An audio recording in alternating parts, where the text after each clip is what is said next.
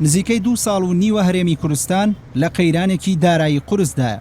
حکوومەت لەلایەکەوە باس لەسەر بەخۆی یابووری دەکا و لەلایەکی تریشەوە توانای دابیکردنی موچەی فەرمانبەرانی نییە. حکوومەت و زۆربەی حزبەکان وەک خۆیان دەڵێن ئەولەوێتی یەکەمیان باشترکردنی دۆخی گوزەرانی هاوڵاتیانە، بەڵام ئەوەی لەم نێوەندەدا ڕوون نییە ئەوەیە حکوومەت و حیزبەکان بەپێی چ پلانێک دەیانەوێت دۆخی گوزەرانی هاوڵاتیان باشتر بکەن یان بە واتایەکی دیکە ئایا دەکرێت دۆخی ئابووری باشتر بکرێت بەبێ بوونی ڕوئیا و پلانێکی تۆکمە و گشتگیر بۆ گەشەسەندنی ئابووری. لە ساڵانی ڕابردوودا کاتێک حزبەکان و بەرپرسان باسییان لە باشترکردنی گوزەرانی هاوڵاتیان دەکرد، هەموو بەڵێنەکانیان لەسەر داهاتی نەوت و گاز هەڵچنی بوو، بەڵام دابەزین و ناسەقامگیری نرخی نەوت لە 1 ساڵی ڕابردوودا دەریخست کە ناکرێت تەنها پشت بە داهاتی نەوت ببەسترێت.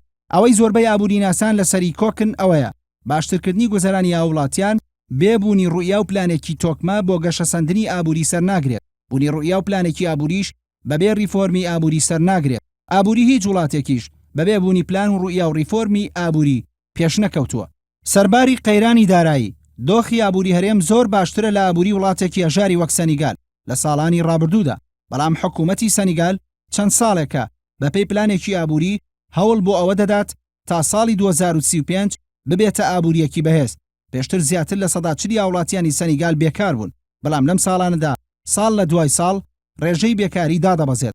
ساڵی 2015 گەشەی ئابووری سەنیگال نزیکەی لە 107 بوو، ئاستی وەبەرهێنانی بیانی لە 117 زیادی کردووە. پێشبینیش دەکرێت بۆ ساڵی 2017 ئاستی گەشەسەندنی ئابووری لە 108 تێپەڕێنێت. هەموو ئەو پێشکەوتنە بەرچاوانەی ئابووری سەنیگال بەرهەمی پلانێکی ئابووری گونجاوە کە حکوومەتی ئەو وڵاتە باوکاری ڕێکخراوە نێودەوڵەتیەکانی وەک سندوقی دراوی نێودەوڵەتی خەریکە جێبەجێ دەکات. کورتەی پلانە ئابووریەکەش خۆی لەم چەند خاڵەدا دەبینێتەوە. یەکەم، هاندانی وەبەرهێنەرانی بیانی و ناوخۆیی و کاراسانیکردن بۆ وەبەرهێنەران لە ڕووی ئیداریەوە. پێشتر مۆڵەت وەرگرتنی کۆمپانیایەک چەندین مانگ یان چەند ساڵێکی دەخایەن، بەڵام لە ئێستادا کەمتر لە 72 کاتژمێر دەخایەنێت. دووەم، دڵنیاییدان با وەبەرهێنەران لە ڕووی یاساییەوە. بۆ نمونە حکوومەت دڵنیایی داوەتە کۆمپانیەکان و سەرمایەدارەکان کە هەر کێشەیەکی یاسایی لە دادگاکاندا لە کەمتر لە 3 مانگدا یەکلایی دەکرێتەوە. سێم، دابینکردنی هەلی یەکسان بۆ وەبەرهێنەران و کورتکردنەوەی دەستی مافیا ئابووریەکان. چوارەم، گرنگیدان بە کەرتی کوشت و کاڵ. لە ئێستادا لە هەرێمی کوردستان پێناچێت هیچ ڕێگێکی دیکەی لە بەردەمدا بێت جگەلەوەی هاوشەوی وڵاتی سەنیگال پلانێکی گونجاوی ئابووری دابنێ و جددی بێت لە جێبەجێکردنیدا. بە بۆچوونی بەشێک لە ئابووری ناسان هەرێمی کوردستان بەشی ئەوەندەی سەرمایەدار و هێزی مرۆیی هەیە کە بتوانن لە ماوەی چەند ساڵێکدا ئابووری هەرێم ببوژێننەوە. بەو مەرجەی حکوومەتی هەرێمیش هاوشێوەی حکوومەتی سەنیگال لە ڕووی ئیداری و یاساییەوە کار ئاسانیان بۆ بکات.